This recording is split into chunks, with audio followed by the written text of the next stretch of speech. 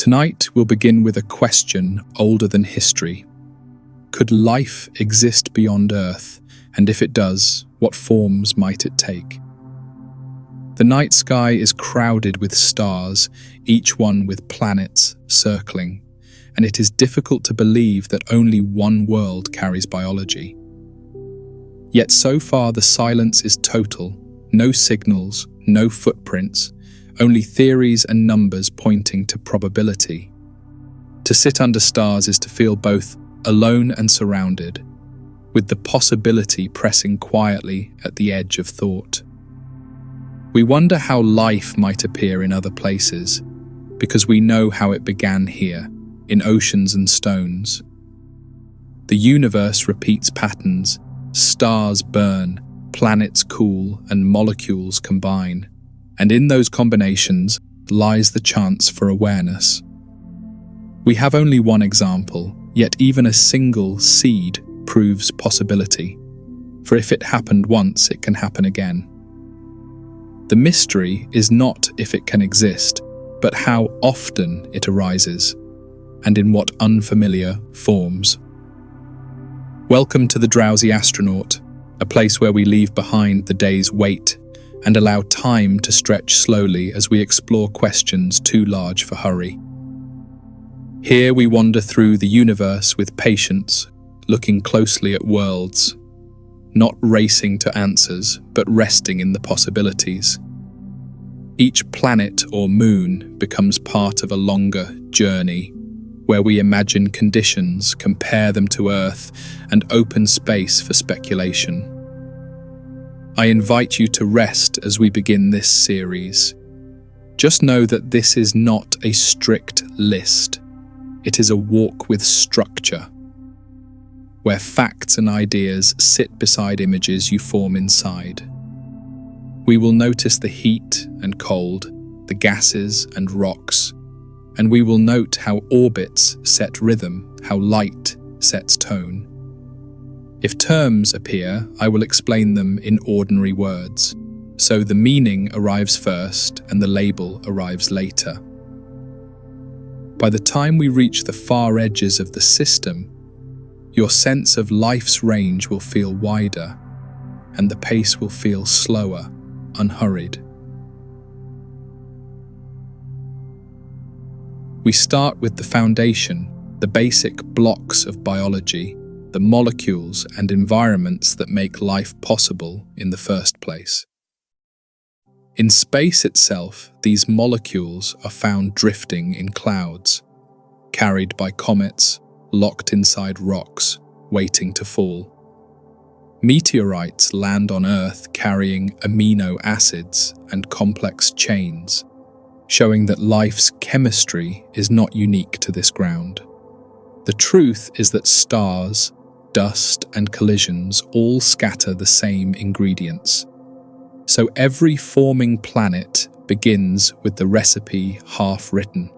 On Earth, these ingredients settled into warm oceans, where energy from heat and lightning forced atoms together. The soup of water and minerals gave chemistry time to practice, testing countless arrangements until one could copy itself.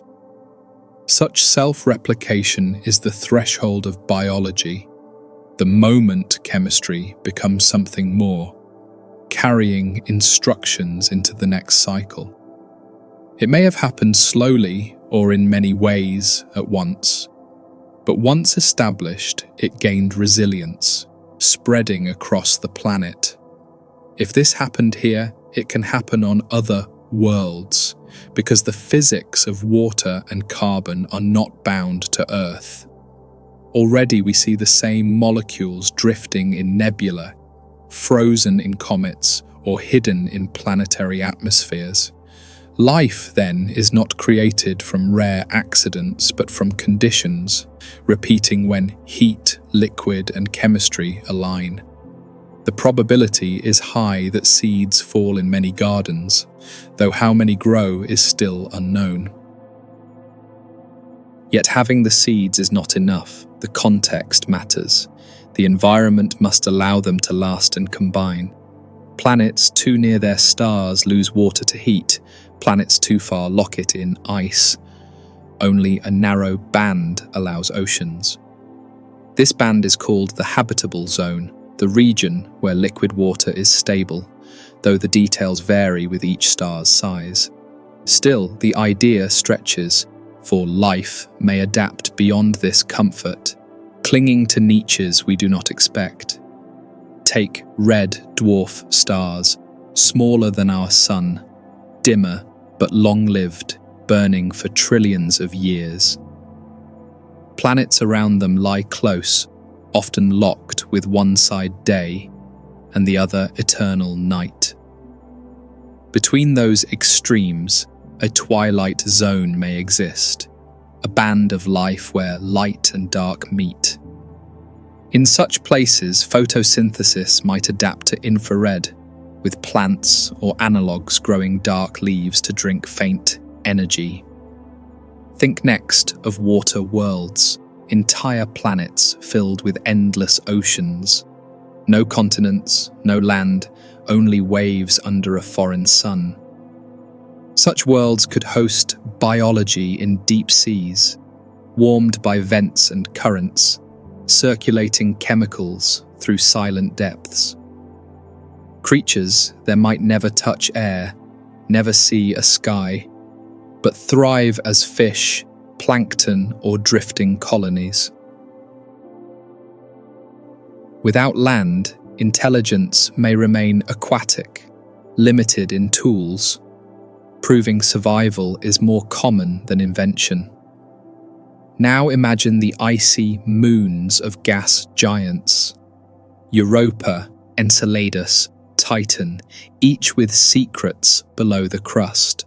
Beneath ice, tens of kilometers thick, lie liquid oceans, hidden from sunlight but stirred by gravity's flexing pull.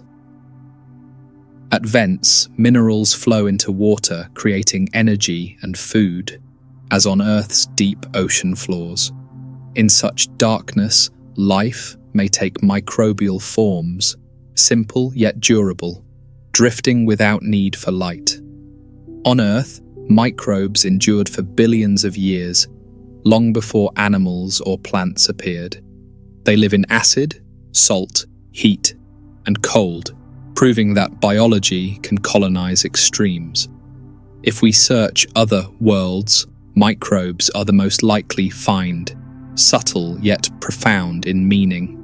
Their presence would tell us that life is common, though complexity may be rare, shaped by unique chains of chance. Yet conditions are not limited to water and carbon, for chemistry may take other paths. Silicon could form stable structures, creating crystalline organisms, rigid but enduring in hotter environments. Ammonia could serve as a solvent where water freezes, slowing life but making it possible across vast spans of time. Such variations remind us that biology is flexible, not fixed, and that our imagination must widen to see it. Life under alien suns would also reflect light, shaping pigments to capture available energy. Around red dwarfs, leaves could grow black or crimson, absorbing weak rays across long days.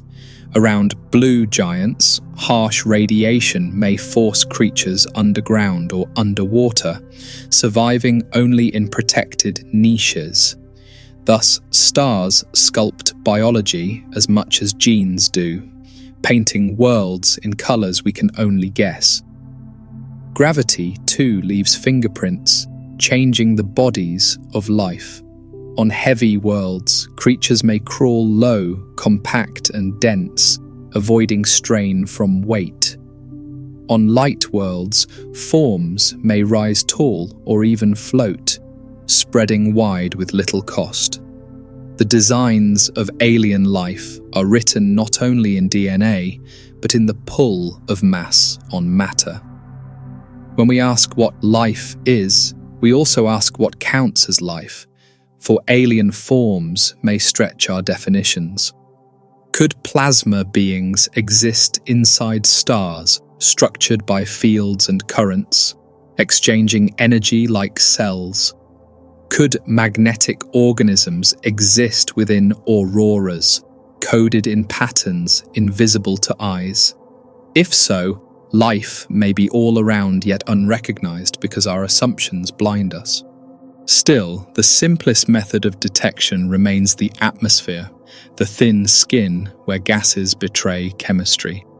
When a planet passes in front of its star, light filters through its sky, leaving signatures of oxygen, methane, or carbon dioxide. These signatures may signal life, though false positives exist, created by volcanoes or reactions without biology. Even so, a signal strong and repeated would carry weight, the first whisper of life detected across light years. To frame this exploration, we accept that our first discovery may be small, a ratio of gases, not a vision of beings. Yet even small changes everything, because biology becomes a universal possibility. This shift would echo through philosophy, art, and religion, even if the organism was never seen. For now, we begin slowly, gathering ideas, linking patterns, preparing to move deeper into how life may rise. We move now into the building blocks of biology, the small foundations that repeat across planets, stars, and dust, linking chemistry to life itself. Every atom matters, but some elements carry more weight, because their bonds are flexible, their shapes diverse, their endurance long. Carbon stands at the center, a versatile architect of molecules, building chains, rings, and lattices that create endless patterns. Without carbon, complexity falters, but with carbon, entire libraries of forms can emerge. Carbon's ability to connect with 4 other atoms makes it unique, enabling proteins, sugars, fats, and countless other structures. These molecules fold into shapes that carry function, storing energy, moving electrons, or holding instructions. Earth's biology depends on them, and so might biology elsewhere. Not because Earth is special, but because physics repeats. Thus, carbon is not an earthbound choice, but a universal solution tested wherever stars scatter matter. Water also plays a critical role, acting as a solvent, dissolving salts and carrying chemicals between reactions.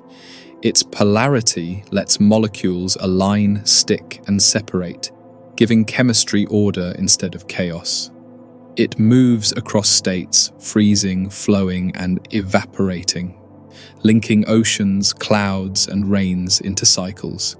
On other worlds, it may do the same, tying climates to chemistry, creating niches for life to begin. Hydrogen, oxygen, nitrogen, phosphorus, sulfur, and trace metals form the recurring alphabet of Earth's biology. Appearing again and again in roles large and small, hydrogen pairs with carbon, stretching chains into great lengths. Oxygen drives reactions by holding and releasing electrons. Nitrogen anchors proteins, phosphorus stores energy in bonds, sulfur creates bridges that stabilize shape. These elements are scattered by stars, carried in winds of gas, delivered to planets by comets and impacts.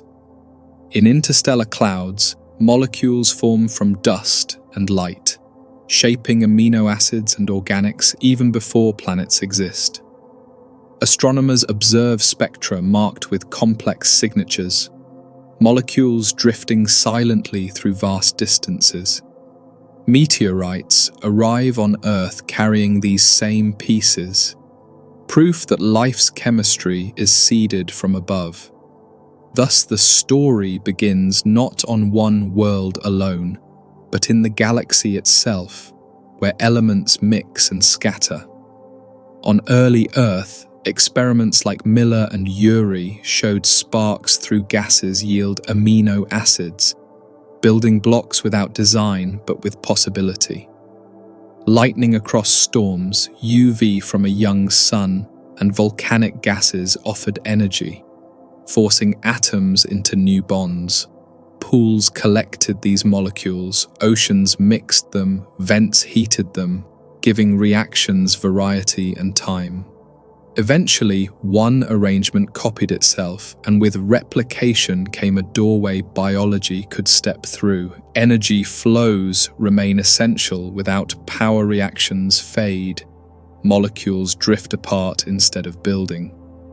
On Earth, sunlight drives photosynthesis, vents drive chemosynthesis, tides and lightning add variation.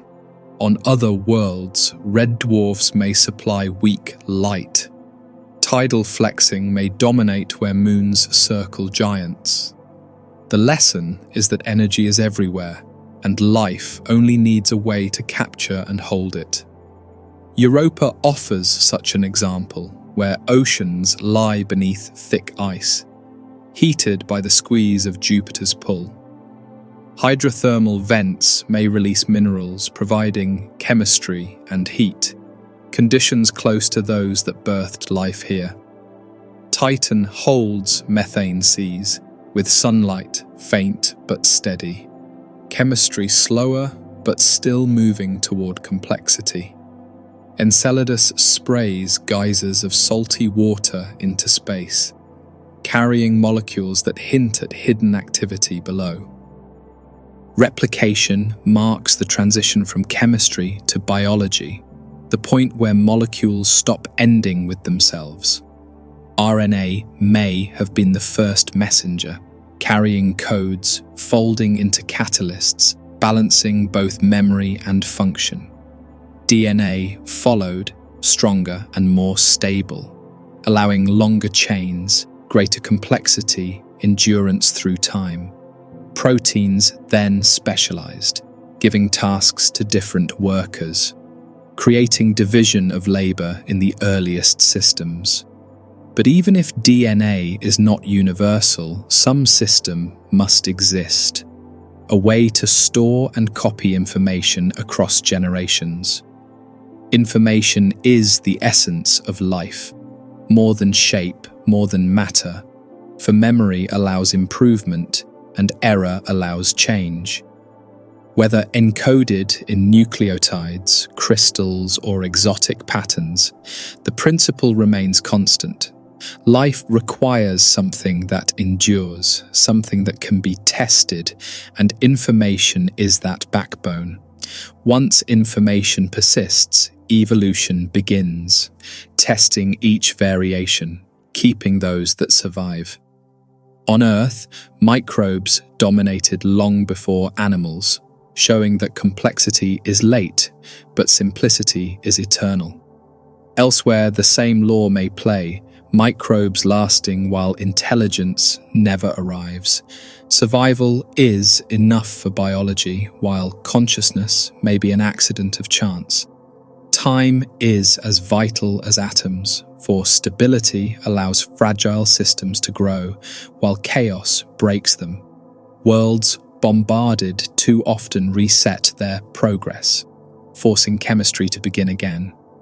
Planets spinning wildly or tilting too far disrupt climates, denying biology the calm it requires. Earth's gift was patience, long ages where oceans held steady, and chance could build complexity in peace. Earth's history shows 4 billion years of patience, with microbes appearing quickly but complexity slow to bloom. Animals arrived late, plants later still, yet microbes shaped the air long before. This teaches us that life is common, but advanced life is rare.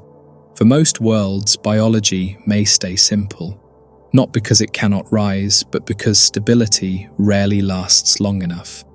Yet even simple life carries weight, because it proves universality, that biology is not Earth's alone. a microbe on Europa, a trace of methane on Mars, each small but monumental in meaning. That company would erase solitude, turning Earth's story into a shared one. We would see ourselves as part of a greater system, one example among many.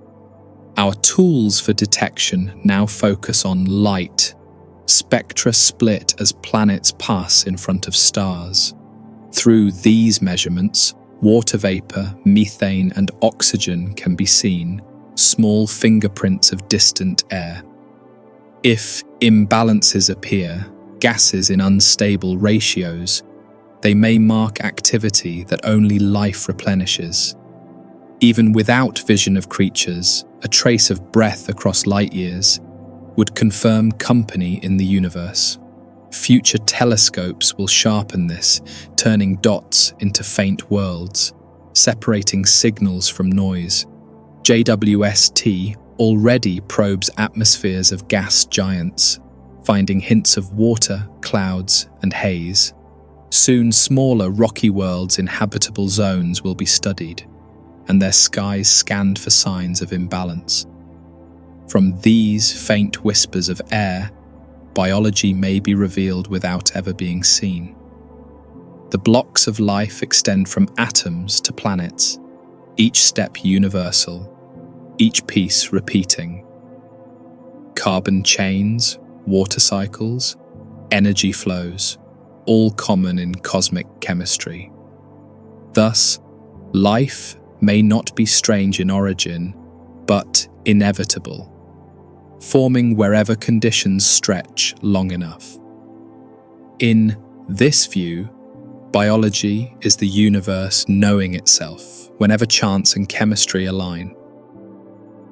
So we end this step with foundations.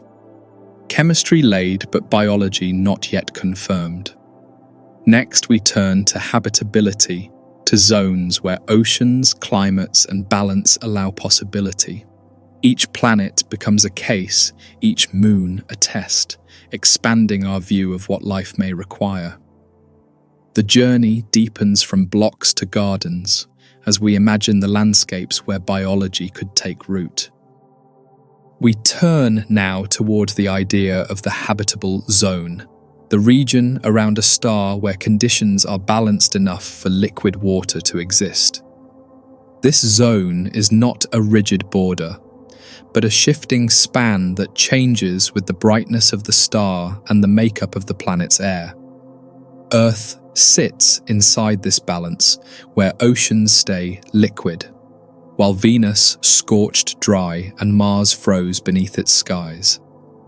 The lesson is that life requires not just water, but water held steady, over spans of time long enough for biology to take root.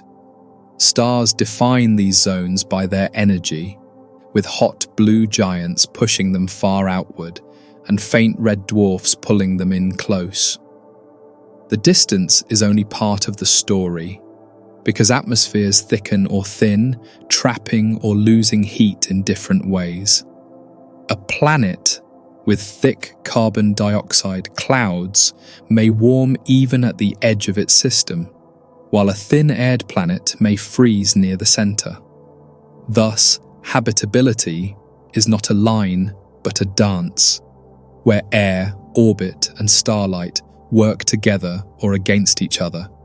Red dwarfs offer long, stable lives, burning dimly for trillions of years, far longer than our sun will shine. Their zones are close in, and planets there often lock with one side in daylight and the other in endless night. In the middle, a twilight band may stretch around the world, where the balance of light and shadow allows water to flow. Such planets may host winds that carry warmth across their faces, keeping oceans from freezing and deserts from boiling. These twilight worlds would look strange under skies, crimson suns hanging low, painting everything in dim red hues. Plants there might adapt pigments to infrared light, growing black leaves that drink deeply from faint rays. Creatures built in such lands may sense heat instead of color, navigating by thermal vision rather than sight. If life thrives, it may carry the slow rhythm of the star, measured not in hours but in eternal halves of day and night. Hot stars tell a different story, blasting their planets with fierce light, pushing habitable zones far outward. Planets orbiting them must sit great distances away, often where radiation remains strong and stability brief. Life under such suns may struggle to gain time, for the stars burn bright but live short lives. Even if biology begins, the star may die too soon, cutting the experiment before it matures. Between these extremes, our yellow sun provides a model, not too bright, not too faint, burning for billions of years. Earth benefits from its balanced place, not too close to boil, not too far to freeze. Venus shows what happens when greenhouse gases overwhelm, trapping sunlight until oceans vanish into steam. Mars shows the other side, where thin air and distance let warmth escape, leaving a desert with ice locked underground. But habitability is not only about distance, it is also about how long conditions remain stable. A planet may wander in and out of its zone as stars brighten over ages, making habitability a moving target. Some worlds may enjoy windows of time where life could appear, only to lose them as the star grows. Others may linger steadily, providing the patience biology demands, for evolution takes eons, not moments. Among the most fascinating ideas are true water worlds, planets covered by oceans stretching across every horizon. Without land, weather would move across endless seas, cycling storms without pause, balancing heat through currents. Life there would be bound to the deep, from microbes drifting near the surface to vast creatures adapted to pressure. Intelligence may still appear, but its tools would be limited, for fire and metalwork cannot thrive beneath waves. Deep oceans bring another challenge, for if seas are too deep, pressures crush rocky sea floors into ice. This locks nutrients away, starving ecosystems from the minerals they need. But vents may open cracks, releasing heat and chemicals into the water, feeding biology as they do at Earth's ridges. In such places, life may cluster around volcanic oases, glowing bacteria, swarms of drifting organisms, all living without sun. Icy moons show us this potential close to home, for Europa and Enceladus carry oceans beneath their crusts. Gravity pulls from Jupiter or Saturn flex their bodies, heating water that would otherwise remain frozen. Geysers burst through their shells, spraying salts and organic molecules into space. These signals hint at chemistry below, where life could stir unseen for ages. A world like Titan adds another dimension, its lakes and rivers filled not with water but methane. Here chemistry would run slower, colder, with molecules moving at glacial pace, yet slowness does not forbid life. It only stretches its timescale to epochs beyond our measure. If creatures exist, they might metabolize in ways unrecognizable, carrying processes too cold for us to imagine as biology. When we think of habitability, we often think of Earth. But Earth is only one example, not a template. Different atmospheres shift climates, different surfaces store or release heat. A planet shrouded in clouds may trap warmth, a bare one may bleed it away. Thus, habitability is a spectrum of options, not a narrow copy of what we know. Future searches will look not only for water, but also for signatures in air, gases that suggest cycles too active to be random. A mix of oxygen and methane would point to processes that replenish them, since together they should cancel out. Carbon dioxide may suggest volcanic activity. Nitrogen may signal an atmosphere thick enough for oceans to last. Each pattern in light becomes a piece of the puzzle, building a portrait of distant possibilities. The idea of habitability also includes moons orbiting giants, where tidal heating and reflected light extend zones of warmth. Such moons may circle close to their giants, locked in orbits that stir their cores. Europa shows this, Enceladus confirms it. Titan expands it with atmospheres thicker than Earth's. These examples suggest that habitability is not rare, but scattered across many niches waiting to be seen. Some researchers speak of superhabitable worlds, planets larger than Earth with more land and thicker air. Such worlds could hold climates more stable than ours, with oceans shallow enough for nutrients to circulate.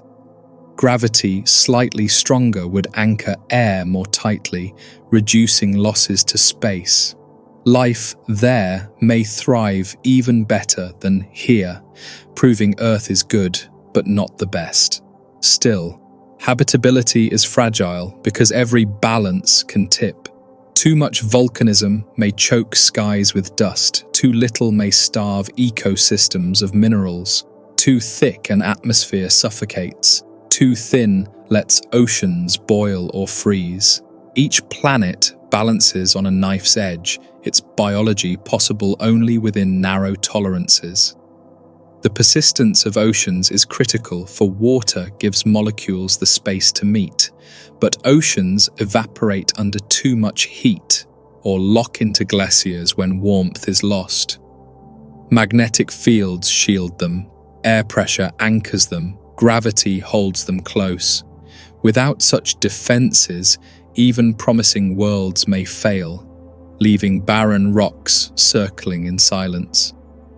This fragility does not make life unlikely. It makes it precious, a pattern hard-won across time. Wherever oceans last long, biology gains room to breathe. It may take 1,000,000 false starts before one spark catches. But once caught, evolution can climb slowly, step by step, shaping worlds over billions of years. The search for habitable worlds is not just science, it is philosophy, a mirror turned outward. Every exoplanet found extends our sense of place. To see oceans elsewhere is to see possibility beyond ourselves. And in that possibility lies comfort, for it means Earth is not alone in its luck. We shift now from gentle balance to the extremes of environment, the places that test life at its edges, yet still reveal survival against odds that seem impossible. On Earth, we call such creatures extremophiles, organisms that thrive in boiling vents, acidic pools, frozen glaciers, or radioactive landscapes that appear hostile to us. These beings prove that biology is not delicate, but resilient, stretching itself to fill niches we once dismissed as sterile or unreachable. The lesson is clear. Where energy exists, some form may find a way to use it, turning scarcity into opportunity and danger into survival. Boiling vents at the seafloor shelter ecosystems where microbes consume minerals, building entire food webs without a single photon of sunlight to power them. On Earth, these strange communities thrive around volcanic chimneys, using hydrogen sulfide and minerals to support worms, clams, crabs, and countless smaller organisms. Here, chemistry replaces light, and life adapts to heat and pressure, thriving in a domain darker and stranger than any midnight. If such life can flourish here, then icy moons and hidden oceans elsewhere may also harbour vitality in their silent depths. Hot springs on land, rising from fractured crust and volcanic chambers, test organisms with temperatures close to boiling, yet still bacteria and archaea claim these steaming waters. On Earth, their pigments colour pools in red, green and yellow swirls, painting geothermal fields like abstract art across the ground. The secret of their survival lies in adaptations that stabilise proteins, protect membranes and repair damage under stress. Thus, heat itself is not the end of possibility. It is only a condition biology learns to master with time. At the other extreme, frozen deserts and polar landscapes prove that life can endure where cold suppresses almost every reaction, slowing metabolism to the edge of silence. On Earth, microbes lie trapped deep inside ice layers, waiting patiently for warmth or nutrient trickles to awaken them. In Antarctica, sealed lakes beneath kilometers of ice remain liquid from pressure and geothermal heat, harboring unseen organisms that endure isolation for millennia. Such examples hint that under shells of ice on moons like Europa, similar microbes could persist, untouched by sun but fed by warmth from below.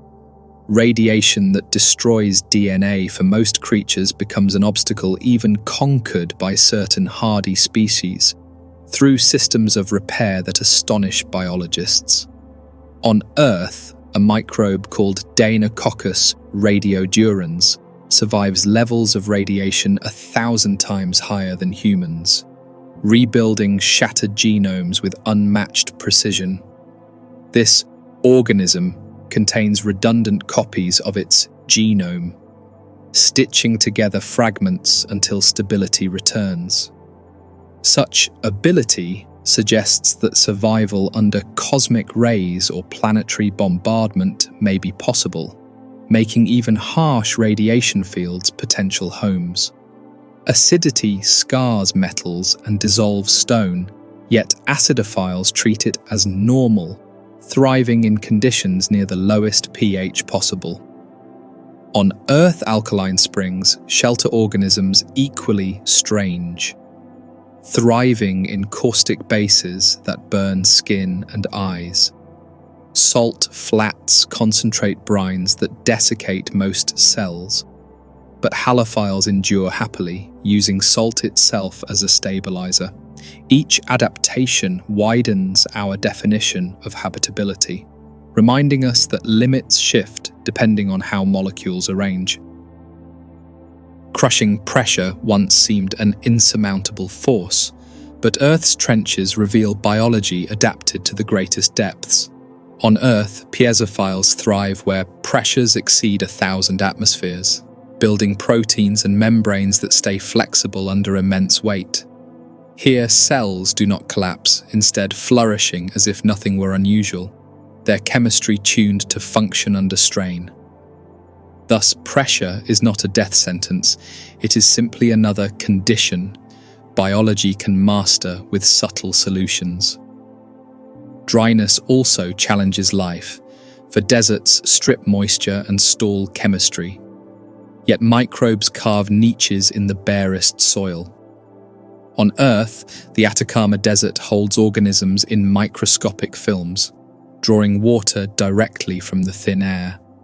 Lichens cling to rocks, hiding in crevices where dew collects each morning, and survive with minimal sunlight. If Mars holds remnants of biology, it may echo these strategies, with microbes enduring quietly in dust and stone. Even open space is not fully empty of survivors, for experiments have proven spores and microbes can endure the void. On Earth, samples launched on spacecraft endured vacuum, cosmic radiation, and freezing cold, only to revive when returned. Their resilience suggests that rocks blasted from planets could carry biology between worlds. This theory is called panspermia, where life spreads like seeds across the galaxy, taking root whenever it finds a stable harbour. If biology endures here in such varied extremes, then habitability elsewhere becomes a wider concept than once assumed. On Earth, we learn that a planet does not need to be gentle to hold life. It only needs to provide some form of usable energy. Even simple organisms can anchor entire ecosystems, sustaining chains of life we once thought required sunlight. This broadening tells us to search in many places, not only in zones that mirror Earth exactly. The principle of survival comes down to usable energy, the spark that drives molecules to organize instead of drifting apart. On Earth, this may come from sunlight, but alternatives abound in vents, minerals, or tidal heating. Even radioactivity can become a power source, as microbes have demonstrated in uranium mines. Thus, life is not bound to familiar comforts, but to the laws of physics, which allow many different fuels. Consider Venus, its clouds thick with acid and its air dense enough to crush steel, a surface hostile to almost everything. On Earth, we might dismiss such a world instantly, yet speculation continues that microbes could float in droplets high above. These droplets drift in cooler altitudes where conditions soften just enough, creating pockets of possibility in the unlikeliest of skies. Though unproven, the mere chance shows that extremes are not absolute barriers, but thresholds that demand imagination. Mars, too, is an extreme thin in air, dry and frozen, yet it tempts us with hints of possibility. On Earth, we study subglacial lakes and salty brines, analogues to potential niches beneath the Martian crust. Such environments could protect microbes from ultraviolet radiation, hiding them in a shielded refuge of dust and rock. Even traces of gas, like methane leaking seasonally, may whisper of processes still alive under the surface. Among distant stars, exoplanets push extremes even further, with worlds locked to one side of endless day and the other side frozen night. On Earth, we cannot imagine such conditions, yet computer models show that winds may spread warmth across twilight belts. A creature adapted to such balance may see heat instead of light, thriving in a world of perpetual half-shadows. Here, life would not resemble anything familiar, but still obey the same rules of chemistry and adaptation. The pattern revealed across extremes is one of ingenuity, not fragility, as biology demonstrates its range. On Earth, survival is never passive, it is inventive, making tools out of structure, time, and chemistry. Millions of years provide a canvas, letting species specialize for niches we never imagined. Thus, Earth's extremes are lessons, teaching us that other worlds may be just as rich, though in different ways. So when we speak of habitability, we cannot confine ourselves to narrow definitions, for life constantly shows us its flexibility. On Earth, deserts, oceans, volcanoes, and glaciers each hold organisms where we once predicted emptiness. What seems impossible is often only unfamiliar, waiting for careful eyes to recognize it. The search for life must therefore widen, reaching into extremes that may appear barren from afar. We step into the study of atmospheres now, those fragile shells of gas that act as both shields and mirrors, revealing secrets of the worlds they surround. On Earth, our sky is more than air, it is a system, balancing sunlight, water, and carbon in endless cycles that sustain biology. Other worlds possess atmospheres too, though many are harsh mixtures. thick with poisons or thin to the point of vanishing. The task of science is to read these delicate layers, for within them lie the first hints of whether life has altered a planet's breath. The thin veil around a planet carries clues, each gas a letter in a script we must learn to interpret carefully. On Earth, oxygen exists in such abundance only because of photosynthesis, a process that continually replenishes what would otherwise vanish. Methane, too, remains here only because organisms produce it, balancing against oxygen in a state far from equilibrium. Such imbalance is the very signal astronomers hope to recognize, because no geology alone sustains it for long. Venus reminds us what an atmosphere can become when greenhouse gases run beyond control.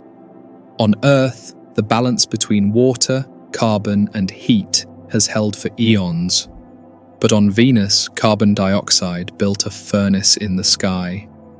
Here, clouds of sulfuric acid reflect light back into space, while at the surface, temperatures soar hot enough to melt lead.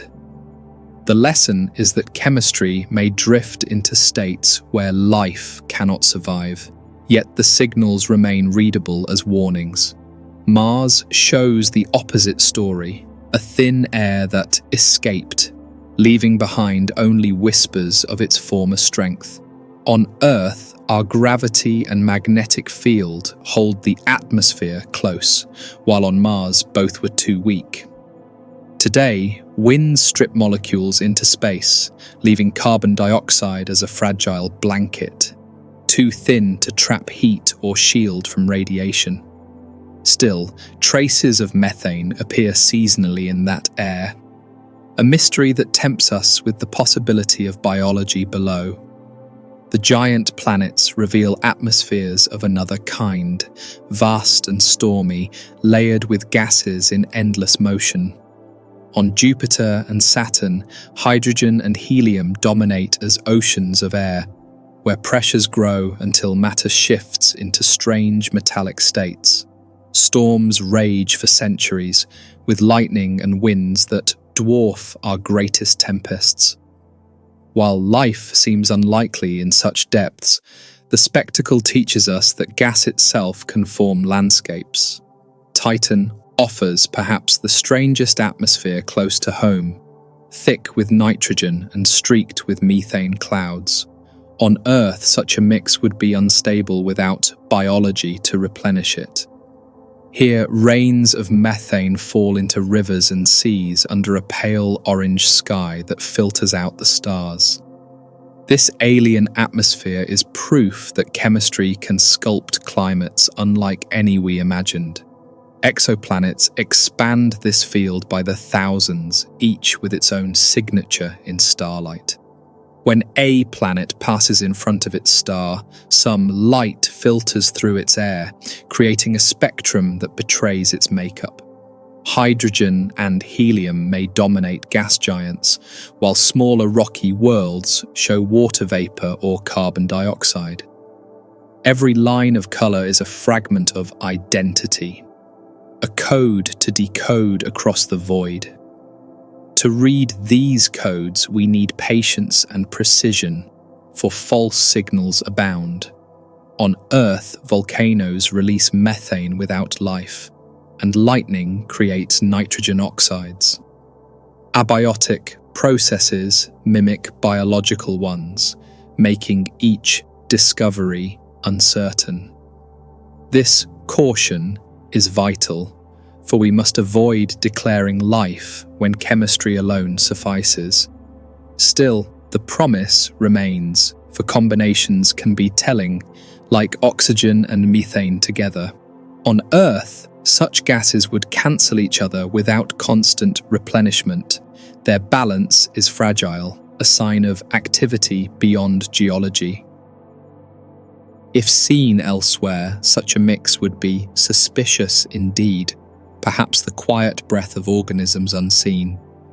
atmospheres also shape surfaces below, deciding whether oceans stay or vanish. On Earth, pressure holds water liquid, while on Mars, thin air lets it boil. On Venus, thickness traps water as vapor, driving runaway heat.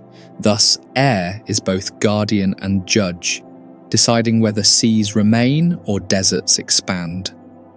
Magnetic fields shield atmospheres from solar winds, deflecting charged particles into glowing auroras. On Earth, this shield prevents erosion of air, preserving habitability. Mars lacked such a field, and its sky escaped into space. This difference is why our oceans endure while it's dried away. In studying atmospheres, we also study time, for stars evolve, and so do the skies of their planets. On Earth, oxygen was once absent, replaced by methane until microbes filled the sky with waste. This oxygenation event transformed oceans and land alike, forcing life to adapt or perish. Thus, atmospheres not only reveal life, but shape it, steering evolution itself.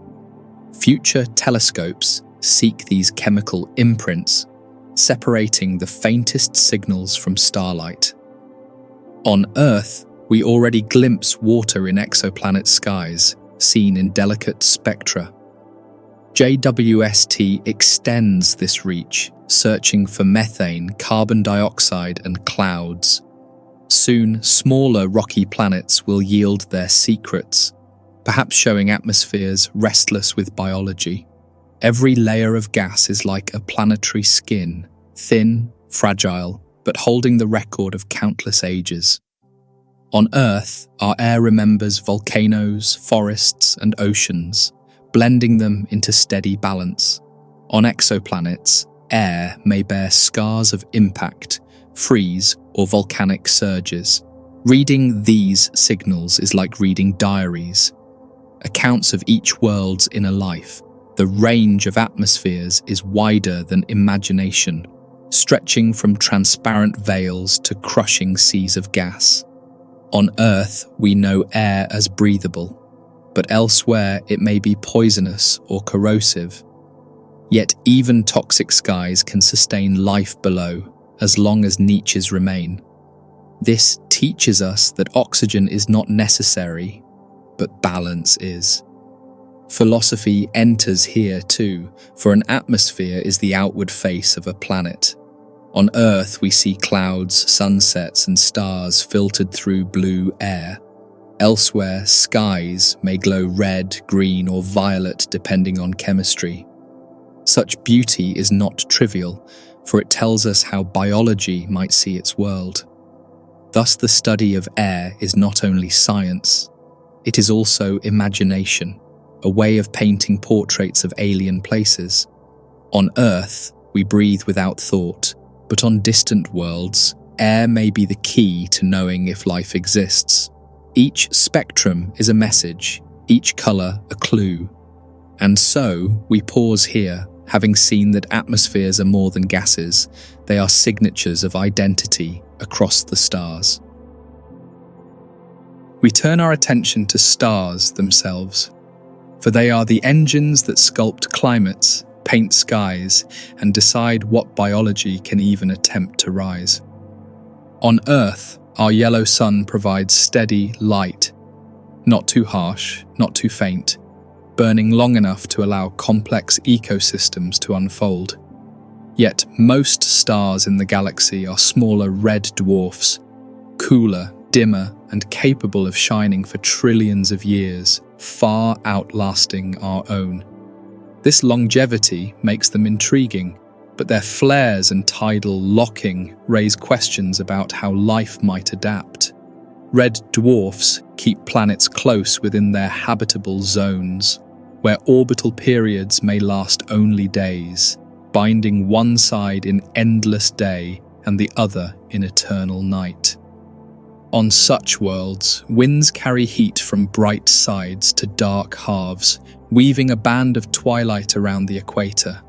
Here, life could root itself in that strip of balance, where neither scorching nor freezing overwhelms. The adaptations may include photosynthesis tuned to infrared, or creatures that sense warmth rather than color. The skies of such planets would glow under dim crimson suns, and shadows would stretch longer, shapes darker than anything we know. On Earth, green leaves drink sunlight, but on these worlds, foliage may appear black or deep red. Such plants would need to harvest every trace of weak rays, covering ground in hues unfamiliar to our eyes. For creatures, sight may shift to heat and motion, making them interpreters of thermal contrast instead of color palettes. Blue giants stand at the opposite extreme, massive stars that blaze fiercely yet live only for millions of years. On worlds orbiting them, radiation surges through skies, pressing biology to shield itself against constant damage. Here, evolution would have little time to progress, for stars die before complexity has room to unfold. If life exists there, it may remain microbial, clinging to niches where shelter is possible. Yellow stars like our Sun form a middle path, steady enough to allow ages of stability, bright enough to drive photosynthesis. On Earth, this balance has nurtured forests, oceans, and species that climb in complexity. Yet even here, cycles of ice ages, extinctions, and climates remind us that balance is not perfect. Still, patience of billions of years allows life to adapt, proving that middling stars are fertile grounds. Binary systems complicate the picture, with two suns tugging on orbits and planets locked in loops more complex than ours. On worlds circling both stars, seasons would shift under two sources of light. Imagine landscapes under twin dawns, shadows cast in pairs across alien ground. For organisms, rhythms would differ, with clocks set to multiple cycles instead of one. Other worlds may orbit stars prone to constant flares, unleashing radiation that scorches surfaces without mercy. On Earth, solar storms disrupt satellites, yet our shielding protects us. Elsewhere, biology may retreat underground or into oceans where water absorbs energy. Creatures there may evolve pigments to absorb and dissipate radiation, turning danger into fuel. The color of light matters deeply for biology, shaping pigments, vision, and even behavior. On red worlds, infrared dominates, guiding growth and perception. On blue worlds, harsh ultraviolet presses organisms to adapt or hide. Thus, suns sculpt life like artists, dictating palettes and strategies. Even the day itself changes with star types, some lasting hours, others centuries. On Earth, a 24-hour rhythm anchors our clocks.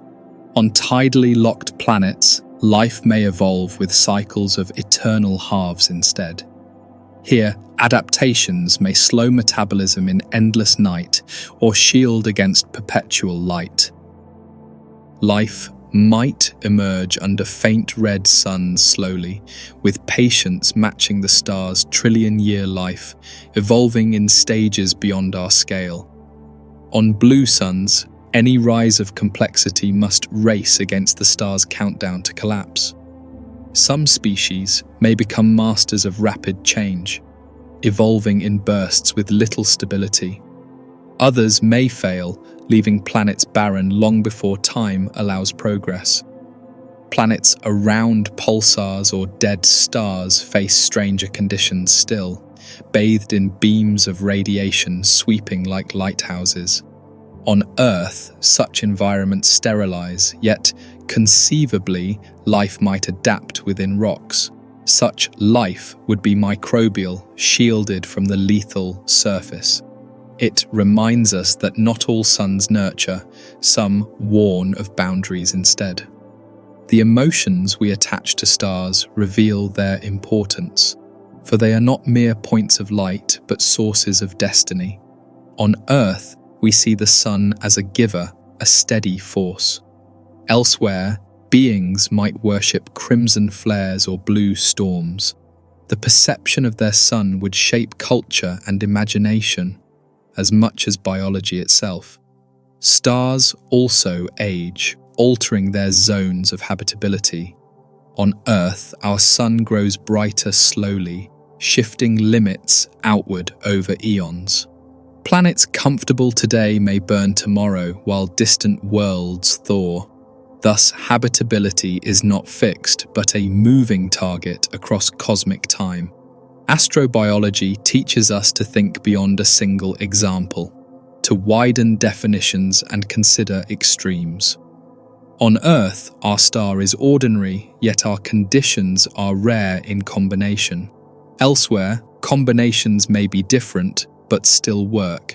Thus, stars are the silent architects writing rules for worlds we have yet to see. We pause here under the thought of many suns, each with its own gallery of possible creatures and skies. On Earth, we know one warmth, one day, one spectrum. Elsewhere, life may see colours our eyes cannot, under skies forever crimson or violet. And so, our story moves on toward how gravity itself will shape what grows under those skies. Let us now step into the influence of gravity, that quiet but relentless force that dictates the shapes of worlds and the limits of every creature. On Earth, gravity presses us down with steady weight, holding oceans in place, sculpting mountains, and giving bodies their familiar scale. But elsewhere, the pull may be weaker or stronger, shaping biology in ways almost beyond imagination. The forms of life, their size, structure, and even behavior, are all bound to the invisible hand of mass. On a heavy planet where gravity is strong, creatures would adapt by staying low, compact, and stable. On such worlds, tall trees would struggle against their own weight, collapsing before reaching the sky. Here, life may grow wide instead of tall, with bodies dense, limbs short, and movements slow. The very shape of anatomy would shift, turning organisms into designs of endurance rather than speed. Conversely, on light planets with weaker gravity, life might rise taller, stretch wider, even float in ways impossible here. On Earth, our tallest redwoods are already giants, yet on such worlds plants could dwarf mountains. Here, creatures may leap with little effort, their frames elongated and agile, using minimal energy to climb or glide. The impression would be landscapes filled with delicate forms, graceful yet fragile under stronger pulls. Gravity also decides whether a world can hold an atmosphere, for without enough mass, gases escape into space. On Earth, our gravity and magnetic field anchor air, letting oceans remain stable for ages. Small worlds like Mars cannot retain such layers, and so their skies thin until warmth and protection are lost. The relationship between pull and air is thus essential, for without balance, biology may never gain a chance.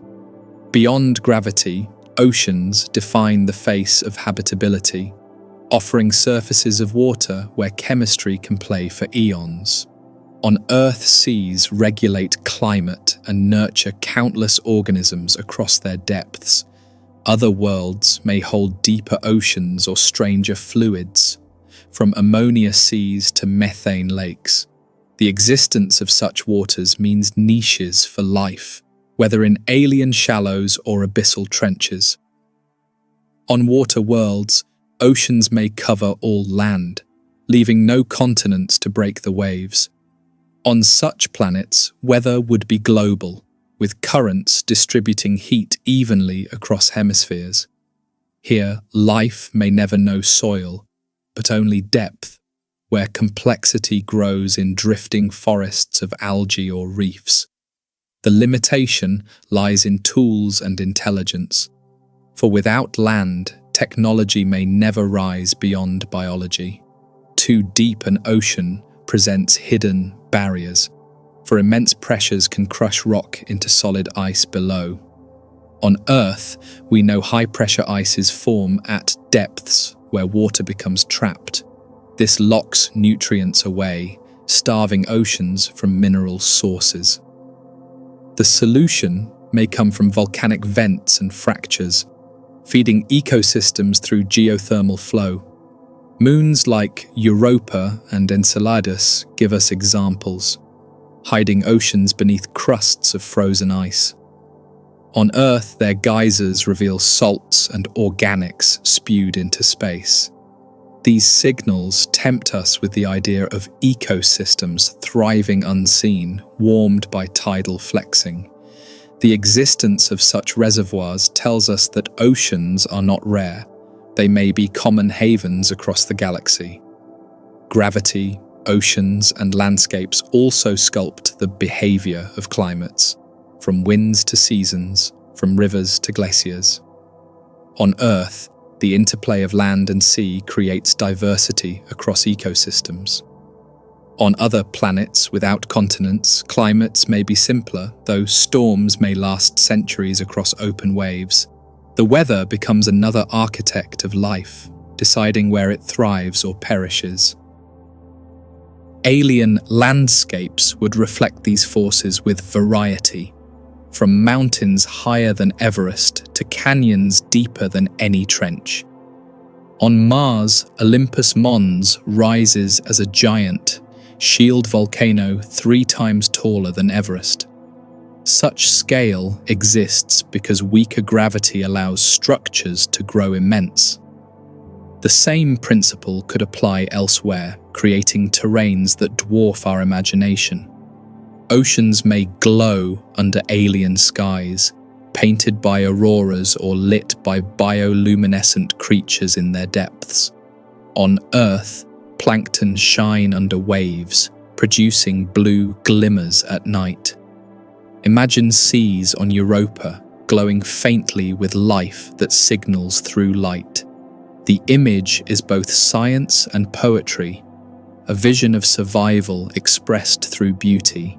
Gravity can also reshape how creatures move, determining whether flight or swimming dominates. On light worlds, wings may grow enormous, carrying beings across wide skies with ease. On heavy worlds, wings may be useless, and crawling or burrowing may replace soaring.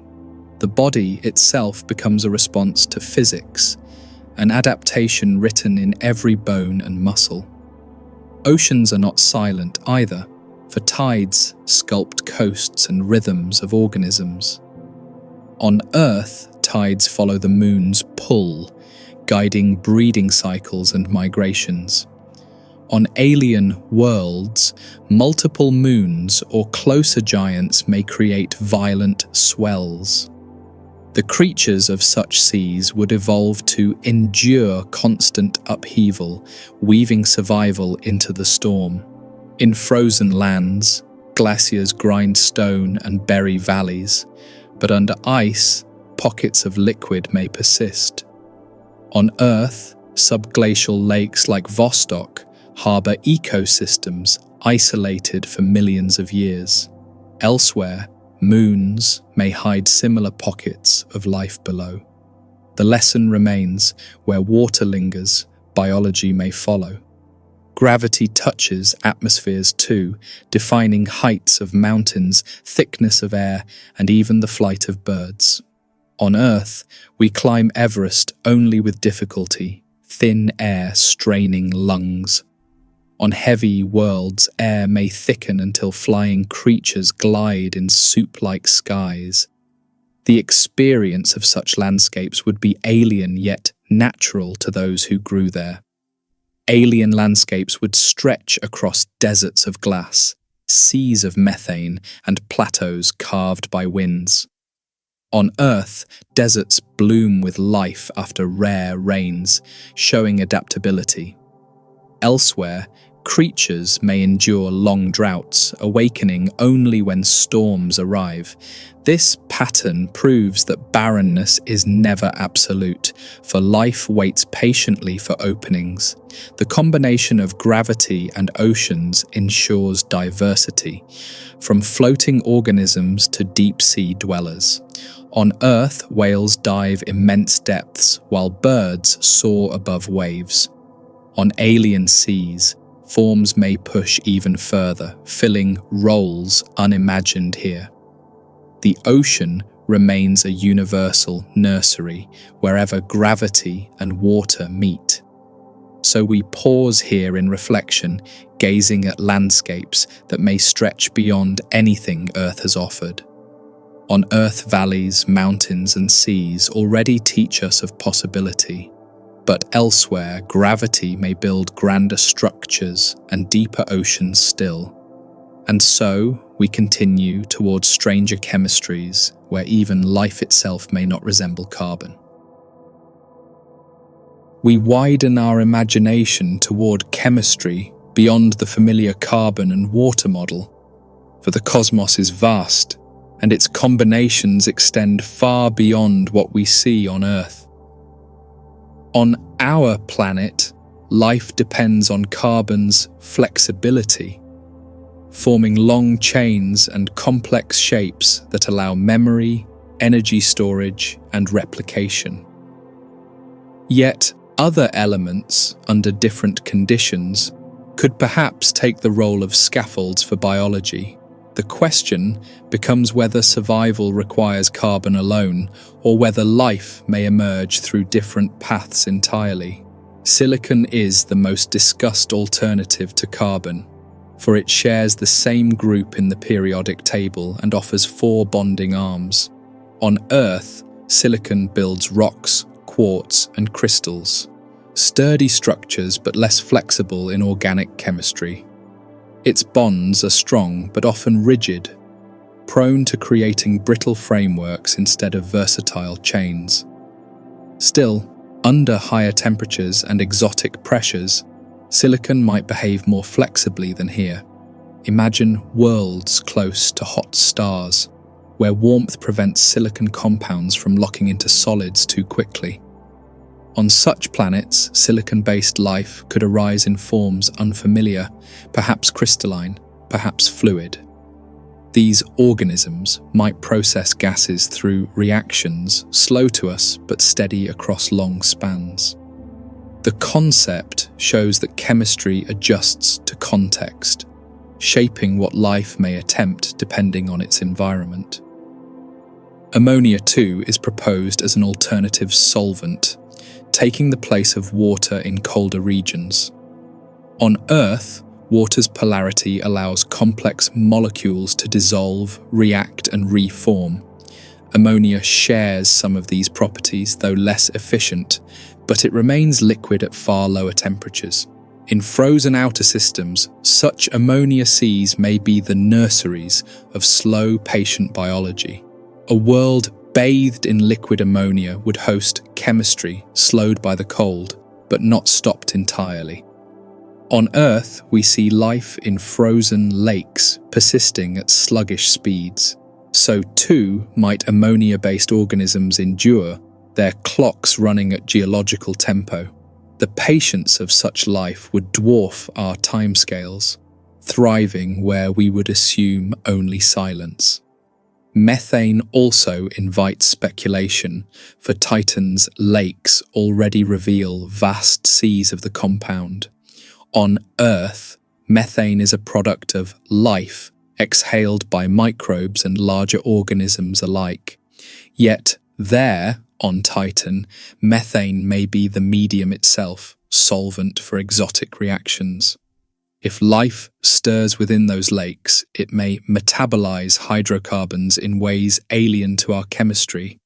Hydrogen fluoride appears in discussions of extreme solvents too, though its reactivity makes it dangerous to us. On Earth, we see no biology using it, yet its ability to dissolve compounds is remarkable. In theory, it could allow molecules to interact in environments beyond water. Still, speculation must remain cautious, for HF is rare compared to water and ammonia. Plasma-based organisms offer another daring concept, life not built on molecules at all but on patterns of charged particles. On Earth, we glimpse plasma in lightning and auroras, dynamic but fleeting. In stars and nebulae, plasma structures may persist in fields, creating self-sustaining currents. If information can be carried in such patterns, then perhaps awareness could emerge in fire itself. Magnetic life takes imagination further, envisioning organisms structured in electromagnetic patterns rather than cellular membranes. On Earth, magnetotactic bacteria already align with fields, hinting at sensitivity to invisible forces. Extrapolated, entities could exist in magnetic storms, coded by patterns instead of DNA. The idea stretches definition, but it broadens our sense of life as information, not matter alone. Sulfur cycles suggest another avenue of biology, for sulfur-based reactions drive ecosystems near volcanic vents.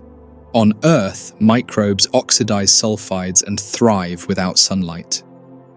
Exotic worlds may rely on sulfur compounds where oxygen is scarce or absent. This example shows that familiar elements may take different roles elsewhere. Phosphorus, too, anchors thought experiments, for its energy bonds are crucial to our ATP. On Earth, phosphorus fuels the transfer of power in every cell. If absent elsewhere, some alien biology must replace that currency with another chemical. Thus, life may vary not in structure, but in its economics of energy. In all these speculations, one theme remains clear. Life needs a medium, a scaffold, and a way to pass information. On Earth, DNA serves as the record, proteins as the workers, membranes as the containers. Elsewhere, records may be magnetic, crystalline, or chemical loops. The principle is endurance, the ability to copy and mutate, regardless of what matter carries it. Our definitions of life reflect bias, shaped by the single example we know. On Earth, we assume carbon, water, and oxygen as essentials. But if another path works, we may fail to recognize it even when present.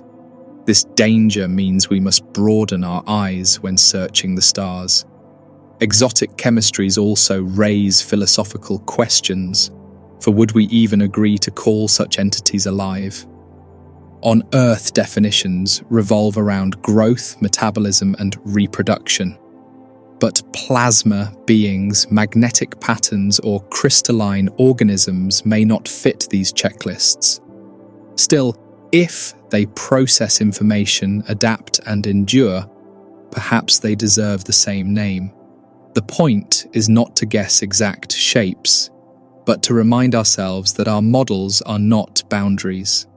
On Earth, we once assumed life required sunlight, and yet vents proved otherwise. So too may the universe surprise us with systems far beyond expectation. Our task is to stay open, to listen for signals that defy Earth's template. Consider the challenge of detection, for exotic chemistries may leave no oxygen or methane in their skies. On Earth, we search for what we know, but alien signatures may differ. If life breathes chlorine, excretes silicates, or cycles sulfur, our instruments may miss them. Thus, searches must expand, reading for patterns rather than specific gases. The idea of shadow biospheres, even on Earth, reflects this possibility. Some theorists suggest alternative biochemistry might exist alongside us, hidden in plain sight. If true, microbes with different chemistry may thrive unnoticed in soil or sea. The implication is vast, for alien worlds may not be the only places to hold strangeness. We see then that exotic chemistries expand the definition of what biology may mean. On Earth, we know only one lineage, yet nature shows endless creativity. Elsewhere, chemistry may build structures beyond our senses, too slow or too fast to notice. This humility is vital, reminding us the universe likely hosts more than one blueprint. We pause here at the edge of speculation, where ideas stretch into possibility yet remain anchored by science. On Earth, even within the single path of carbon life, diversity overwhelms us. Elsewhere, paths may diverge further, opening into chemistries unlike our own, and so we prepare to turn toward the most probable form, the small microbial universes that endure across all conditions. We arrive now at the domain of microbes, tiny architects of persistence, invisible to the eye yet dominant across every environment where survival is possible. On Earth, these organisms make up most of biomass, existing in oceans, soils, skies, and even within our bodies. They were the first to appear in Earth's history, shaping the atmosphere, creating oxygen, and setting the stage for everything that followed. The truth is that without microbes, no larger forms would exist, for they write the opening chapters of every living story. Life began small and remained microbial for most of time, stretching across billions of years before complexity ever rose. On Earth, stromatolites record these early ages, layered structures built slowly by colonies of cyanobacteria. These mats exhaled oxygen as waste, gradually filling the air with what larger life would one day breathe. The influence of such tiny workers reached planetary scale, transforming oceans and skies without intention, only by survival. Microbes still dominate even today in quiet ways, far more abundant than plants or animals combined. On Earth, we measure countless species, most never seen directly under microscopes. They cycle nitrogen in soils, release methane in swamps, and recycle carbon across oceans. The planet functions as it does because microbial engines keep every system alive. It is likely that microbes dominate the wider cosmos, for they need less, endure more, and adapt quickly to extremes. On Earth, they tolerate acids, radiation, vacuum, and freezing cold. They survive in volcanic vents, Antarctic ice, desert crusts, and nuclear waste. This resilience implies that other worlds would most likely harbor microbes first before any complex life emerges. Even within our solar system, suspicion of microbes stirs in many places. Mars, Europa, Enceladus, Titan. On Mars, traces of methane rise seasonally in the air, suggestive of underground biology, though still uncertain. Europa's ocean beneath ice seems primed with energy, heated by Jupiter's pull. Enceladus sprays water and organics into space, hinting that its seas may carry hidden populations. Titan offers methane lakes where slow chemistry might support microbial analogues unlike any on Earth. On Earth, methane is often linked with life, making Titan's environment doubly intriguing. A different metabolism might build slowly there, moving at temperatures too low for us to imagine as active. The possibility exists that Titan's microbes, if present, would function in cycles we would hardly recognize as life. Microbial life is adaptable because of its scale, a single cell needing little but multiplying quickly when resources appear. On Earth, bacteria double their numbers in minutes under favorable conditions. Viruses too exploit cells, weaving themselves into the microbial fabric. Though smaller, they influence evolution profoundly, transferring genes across species lines. The evolution of microbes is guided by their numbers, where mutations spread rapidly through vast populations. On Earth, this speed allows adaptation to antibiotics, radiation, and climate. What kills one generation may leave survivors who pass resilience onward. Thus, evolution is faster at the microbial scale, making them masters of adjustment. Microbes also cooperate in vast unseen networks, forming biofilms that cling to rock, metal, or organic matter. On Earth, dental plaque is a simple example, a film of bacterial society. Elsewhere, rocks in rivers or oceans carry similar layers, alive and self-sustaining. This collective behavior shows that microbes are not isolated units but participants in communities. In alien worlds, microbes may evolve similar films, covering rocks under seas or surfaces under ice. On Earth, such communities resist toxins, endure flow, and recycle waste. So too may alien microbes blanket environments, shaping climates from microscopic scales upward. The impact of such colonies could sculpt atmospheres, oceans, and even weather. Many exoplanets may host oceans without continents, where microbes drift freely. On Earth, plankton form the base of marine food webs. Alien plankton analogues could likewise drive carbon cycles, producing gases for skies. Their influence may spread globally, unseen but critical, proving that scale does not limit importance.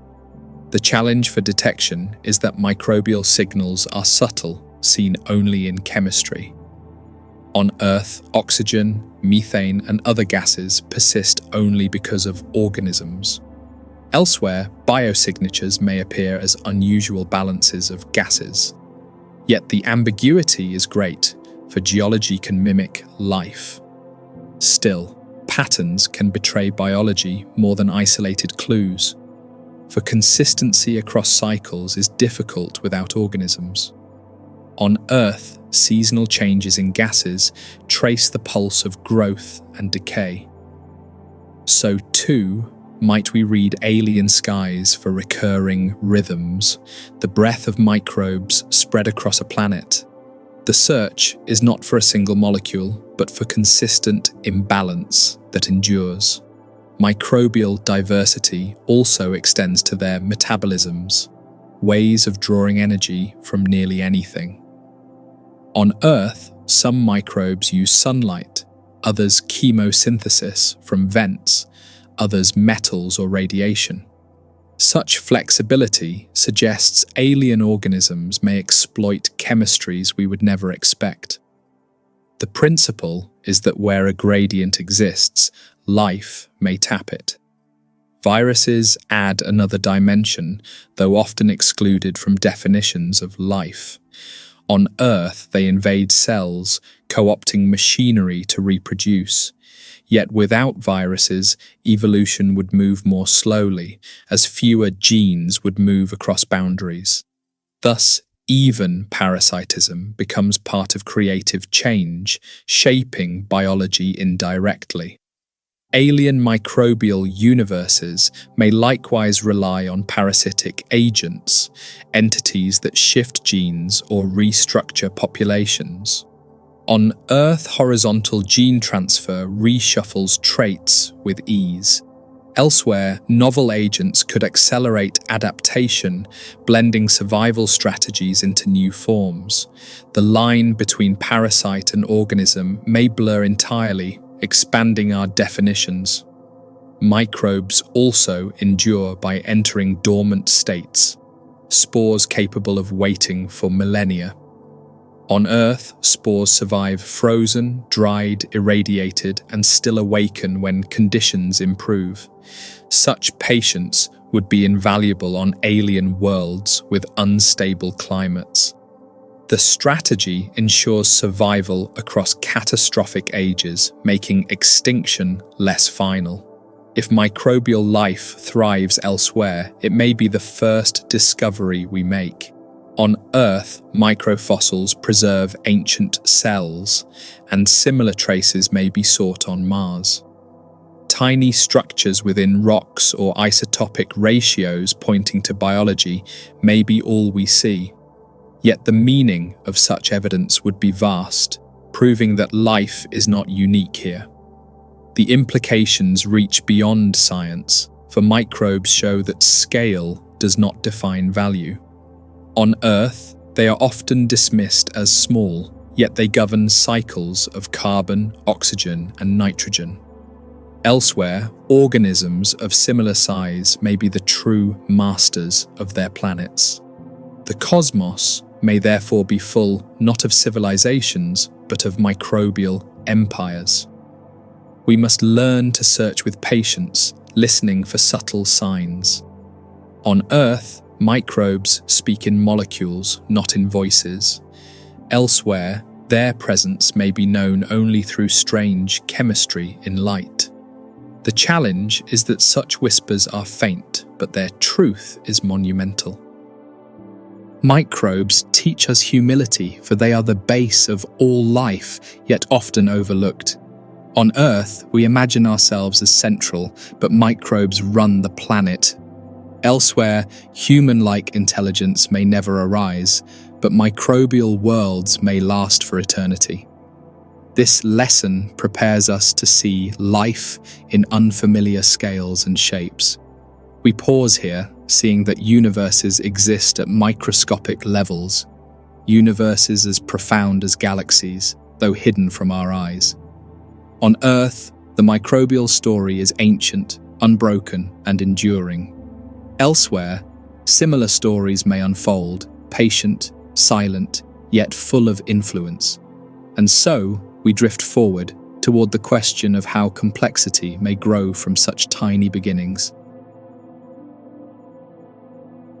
We now shift from microbial beginnings to the slow emergence of complexity, the passage from single cells to the layered organisms that eventually fill oceans, skies, and land. On Earth, this step took billions of years, for simplicity is stable, while complexity is fragile and often collapses under pressure. It was cooperation between cells that unlocked greater possibilities, with some giving energy, others structure, and still others instructions. The moment complexity appeared was not sudden, but incremental, shaped by patience, accidents, and persistence. The first major leap was the rise of eukaryotes, cells containing nuclei, mitochondria, and specialized machinery. On Earth, this occurred through symbiosis, when one cell engulfed another without digesting it. That engulfed partner became a powerhouse, turning food into energy with unmatched efficiency. The partnership stabilized, and so began the path toward multicellular life. For eukaryotes to persist, cooperation had to hold, for if conflict dominated, the union would dissolve. On Earth, natural selection favored those who maintained internal harmony. The nucleus protected DNA, while mitochondria provided power across generations.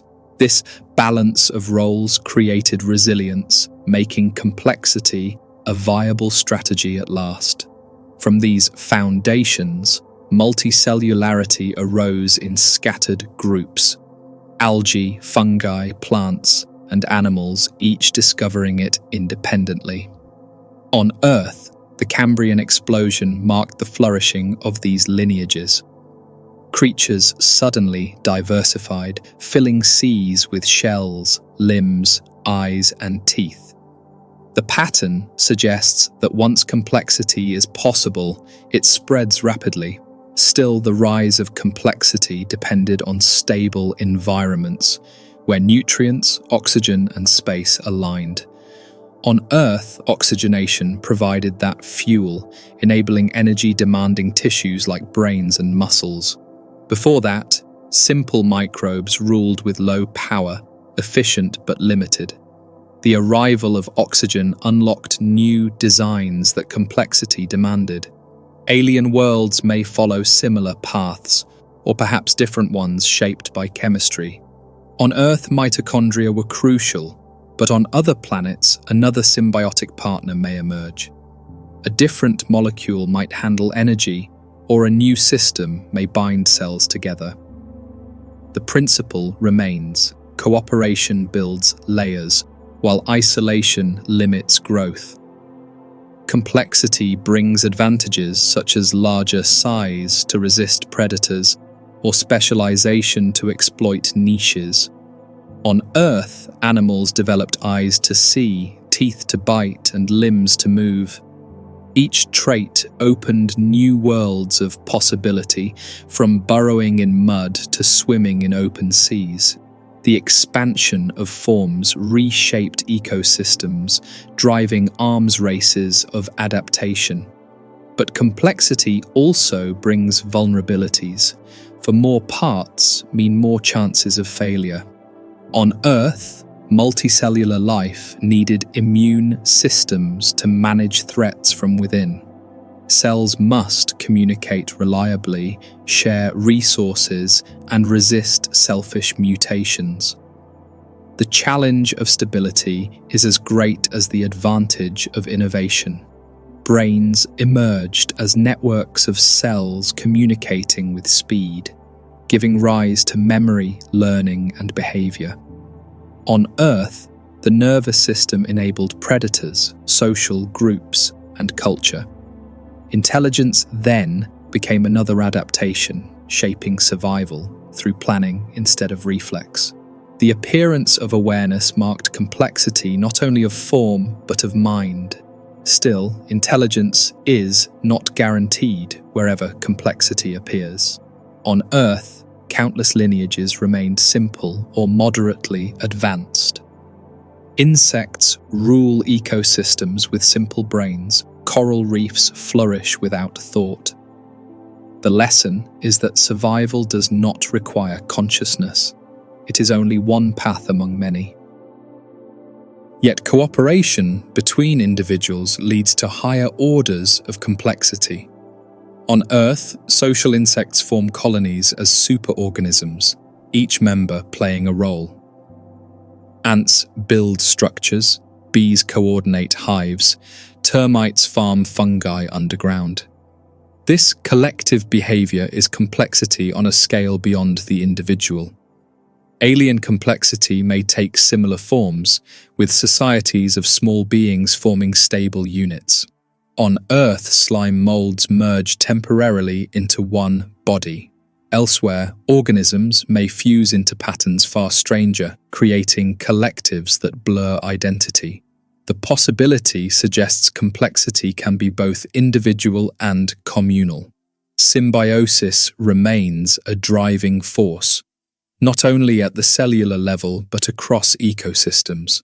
On Earth, corals rely on algae, trees on fungi, animals on bacteria. These partnerships create resilience, combining skills across kingdoms. The same principle may fuel alien complexity too, binding survival together. Energy costs rise with size, and so efficient systems are essential. On Earth, circulatory systems evolve to move oxygen, nutrients, and waste. Muscles and skeletons followed, coordinating motion across large frames. The investment pays off with mobility and defense, but at the price of fragility. Ecological webs emerge when complexity matures, linking predators, prey, plants, and decomposers. On Earth, these webs stabilized environments, recycling energy through countless channels. The existence of niches allows species to specialize in roles. The result is a balance of diversity and competition. Alien ecosystems would reflect their environments, with chemistry, gravity, and climate deciding shapes. On Earth, forests, reefs, and grasslands each display unique patterns. On icy worlds, ecosystems may cluster around geothermal vents. The design of complexity reflects not intent but necessity. The rise of complexity carries philosophical weight too, for it transforms life from persistence into creativity. On Earth, art, language, and culture spring from the human branch. Though rare, such expressions may exist elsewhere, born of brains evolved under alien suns. The cosmos may therefore hold not only microbes but stories. Even if intelligence is rare, complexity is likely abundant, for cooperation and specialization are proven strategies. On Earth, complexity repeated itself in fungi, plants, and animals. Alien lineages may discover their own paths, weaving structures and behaviors unfamiliar to us. The lesson is that life tends to climb, not in one way, but in many. We pause now at this threshold of greater forms, seeing how biology scales upward when cooperation endures. On Earth, microbes gave rise to complexity, and complexity reshaped the planet. Elsewhere, similar rises may be unfolding, with patient forces pushing cells toward cooperation. And so we continue toward the next horizon, how worlds themselves may be transformed by life. We now reach the stage where life no longer simply adapts to its world, but instead begins to alter, reshape, and define the very conditions around it. On Earth, this transformation is called the Great Oxidation, a shift more dramatic than any geological change caused by the slow work of microbes. Billions of years ago, cyanobacteria exhaled oxygen as waste, gradually filling the air with a reactive gas. The result was catastrophic for older anaerobic forms, but it created opportunities for entirely new directions of survival. The power of life to transform landscapes and skies lies in numbers. Tiny actions multiplied across time until planets themselves change. On Earth, microbes colonized oceans, mats, and shallow seas, exhaling gases into water until balance tipped. Once oxygen crossed a critical threshold, it reshaped mineral chemistry, rusting iron deposits across continents. The planet itself became a canvas painted by biology, showing how persistence outweighs sudden force. From oxygenation arose ozone, a shield high above the world, absorbing ultraviolet rays that once sterilized coasts and shallows. On Earth, this layer made it possible for organisms to crawl onto land. Without such protection, DNA breaks quickly under radiation, preventing colonization. The link between atmosphere and biology is thus circular, each feeding and sustaining the other. Forests later altered the balance again, covering continents in green canopies, drawing carbon dioxide down while releasing more oxygen. On Earth, this lowered global temperatures, helping glaciers spread during ancient ice ages. The presence of trees shifted erosion, rainfall, and rivers, reshaping landscapes as deeply as tectonic forces. The lesson is that once complexity rises, ecosystems act like engines, modifying entire climates. Animals too changed their world by their numbers, grazing, hunting, and moving nutrients across ecosystems. On Earth, herds of bison once kept prairies open, elephants shape savannas, and beavers flood valleys into wetlands. Each species alters its surroundings, sometimes subtly, sometimes dramatically. The pattern shows that biology and geology are never separate, but woven together. Alien worlds may carry similar transformations with unfamiliar agents at work. On Earth, photosynthesis shifted chemistry, but on other planets, another metabolism may dominate. Instead of oxygen, alien microbes might release methane, hydrogen sulfide, or chlorine. Such outputs would alter skies, oceans, and climates, reshaping habitability itself. The concept of a biosignature is rooted in this transformation, for gases far from equilibrium often signal biology. On Earth, oxygen and methane coexist only because life replenishes them. Elsewhere, different pairs may serve the same role, providing fingerprints that reveal hidden activity. The study of skies is therefore also the study of biology at work. The spread of plants across land reshaped erosion, soil, and weathering, pulling nutrients from rock and distributing them widely.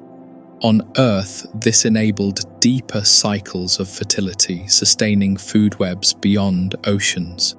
Elsewhere, equivalents might spread across alien continents, each adapting to available light and gravity.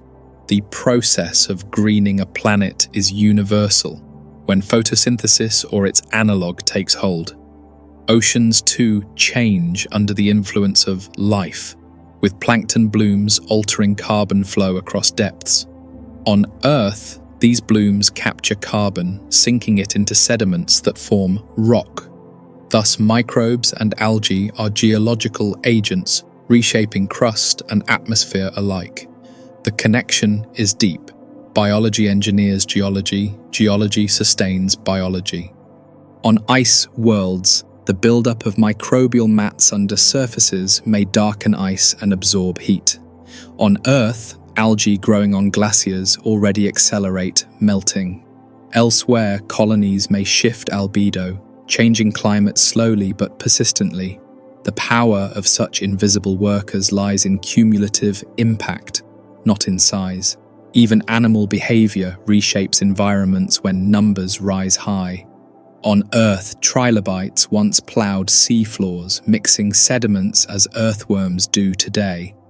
Such mixing oxygenates mud, altering nutrient flows.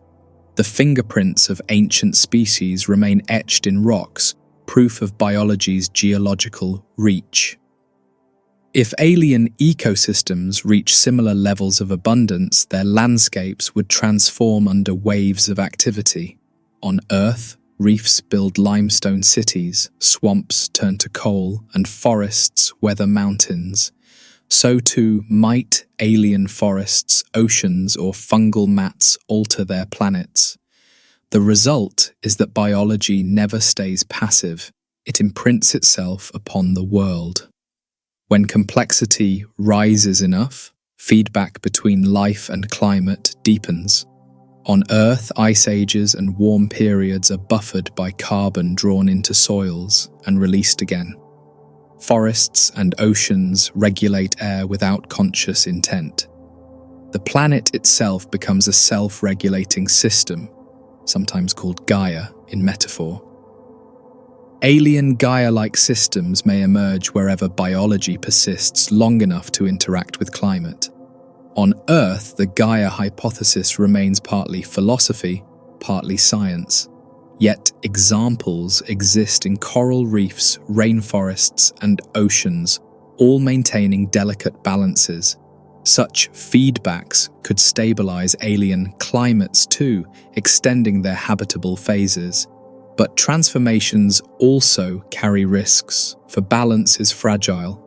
On Earth, the oxygenation event was catastrophic for anaerobic life. The rise of trees drove ice ages, altering ecosystems drastically. The lesson is that life reshapes, but not always for its own benefit. Some alien planets may suffer runaway transformations that collapse habitability. On Earth, if feedbacks fail, deserts spread or oceans acidify. Elsewhere, life may overdraw its resources, poisoning its own world.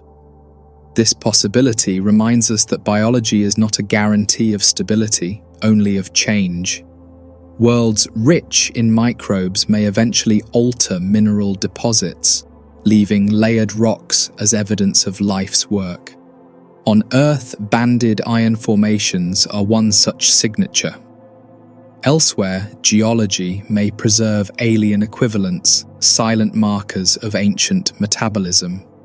The rocks themselves may be storytellers, recording invisible populations.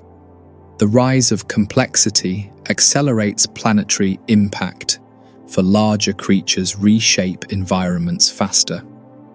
On Earth, the arrival of forests transformed erosion, and animals altered nutrient cycles.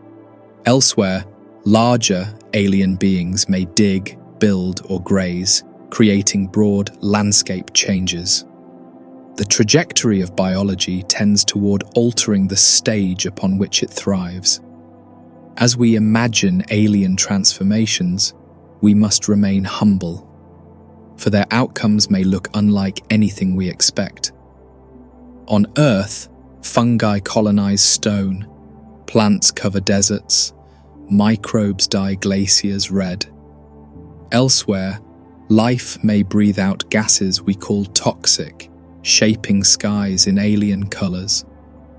The beauty of this thought is not in prediction, but in widening imagination.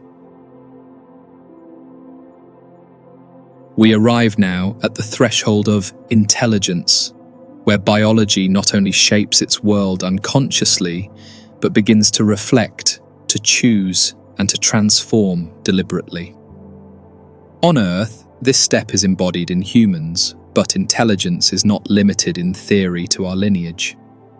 Other creatures here already show planning, memory, and social learning, from crows using tools to dolphins recognizing themselves in mirrors. The essence of intelligence lies in awareness of possibility, in imagining more than the immediate moment. On Earth, language marks the second leap beyond instinct, for it allows minds to share across generations and distances. Our words carry knowledge that no single life could gather. Through language, ideas accumulate and persist, building structures of culture that become more durable than bone or stone.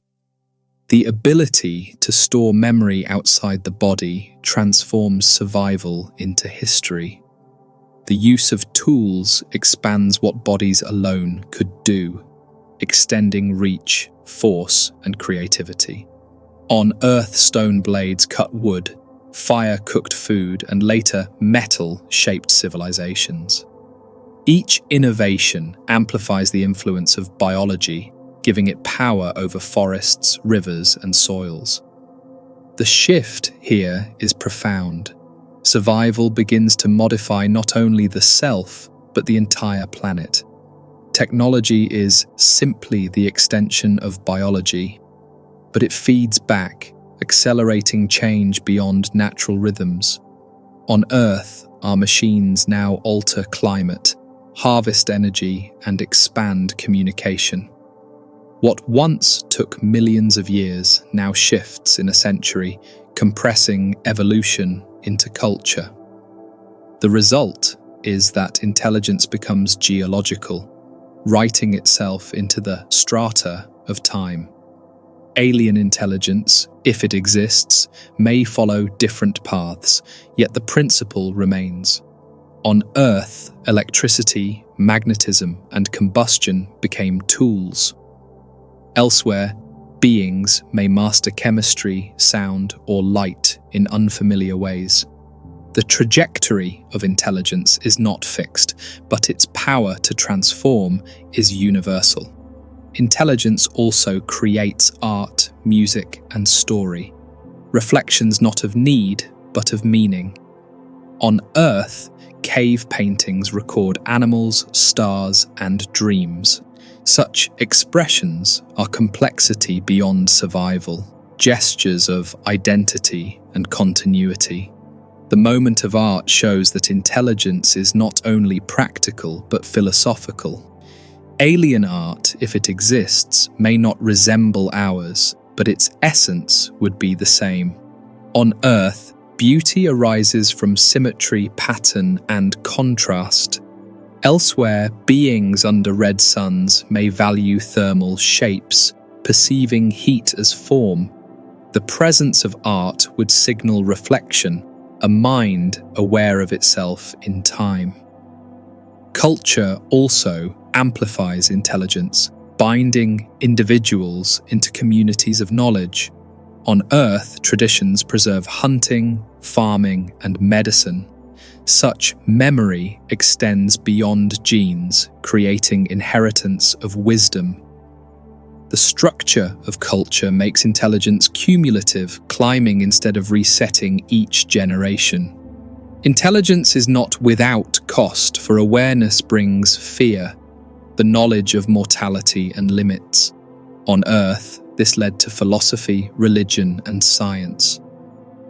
We seek answers not only to survive, but to understand. The drive for meaning may be as strong as the drive for food. Alien intelligence may seek too, asking its own questions, gazing at stars or at atoms, wondering about origins. On Earth, such questions led to telescopes, equations, and voyages. Elsewhere, beings may use different senses, but the urge remains to expand horizons. The act of seeking suggests that awareness naturally leans toward cosmos. Intelligence transforms worlds most dramatically when it masters energy. On Earth, fire was the first, then coal, oil, and electricity. Each step expanded influence from local tribes to global civilization. The pattern shows that control of power is the axis of impact. An alien world might bear signs of technology visible even afar, glowing grids, orbiting satellites, or altered atmospheres. On Earth, our own emissions already appear as traces detectable in starlight. Such signatures are called technosignatures, evidence of minds altering their planet. The search for them is young, but it widens the scope of astrobiology. Yet intelligence also faces the paradox of sustainability, for its power to transform may also destroy. On Earth, climate change reveals the fragility of our systems. Alien civilizations may likewise confront limits of resources. The question becomes whether wisdom grows fast enough to balance power. The rise of civilizations alters not only planets, but the future of evolution. On Earth, agriculture reshaped species, landscapes, and even genes. Domestication changed wolves to dogs, wild grasses to wheat. The hand of intelligence redirects the flow of biology itself. Perhaps alien civilizations elsewhere have already risen and fallen. On Earth, many cultures have collapsed, leaving ruins. Such patterns may repeat, with beings outgrowing their resources. The galaxy may be littered with echoes of intelligence past, but intelligence also offers resilience through memory, preserving lessons across time. On Earth, libraries, satellites, and digital records store millennia of thought. Such archives may outlast even civilizations, drifting as messages to the future. The idea of memory carried forward is perhaps the deepest gift of awareness. In philosophy, intelligence also contemplates cosmos itself, wondering about its origin and purpose. On Earth, thinkers asked about beginnings, infinity, and meaning. Elsewhere, minds may ask the same, framed in different metaphors. The common thread is that to know the universe is to seek one's place in it. Ultimately, intelligence reshapes what a planet is, because the world becomes a canvas of thought. On Earth, roads, cities, and satellites already mark the biosphere. Elsewhere, other beings may leave signs written in light or gravity itself. The trace of intelligence may outlast the beings who created it, echoing across ages. We arrive now at the quiet closing, reflecting on what the journey through microbes, oceans, stars, and civilizations has shown us. On Earth, we are one small branch of possibility, but not the whole. Elsewhere, life may be microbial, complex, or intelligent, following paths we cannot predict. The truth remains that biology in all its forms transforms worlds. The story of life is therefore not a catalogue of shapes, but a movement of persistence across time. On Earth, we measure it through fossils, genetics, and culture. Elsewhere, evidence may be faint gases, icy vents, or glowing cities under alien skies. The cosmos is not empty, but waiting for us to listen. So, as we close this exploration of possibility, we return to the thought that began our journey. On Earth, every atom of our bodies was forged in stars. We carry within us the history of galaxies and time. The universe is not apart from us, we are its expression. May this reflection offer rest, curiosity, and wonder as your thoughts drift across stars and oceans alike. On Earth, you lie under one sky, but countless others await above. The drowsy astronaut within each of us feels that ancient pull. And the cosmos itself is the lullaby, stretching quietly into forever.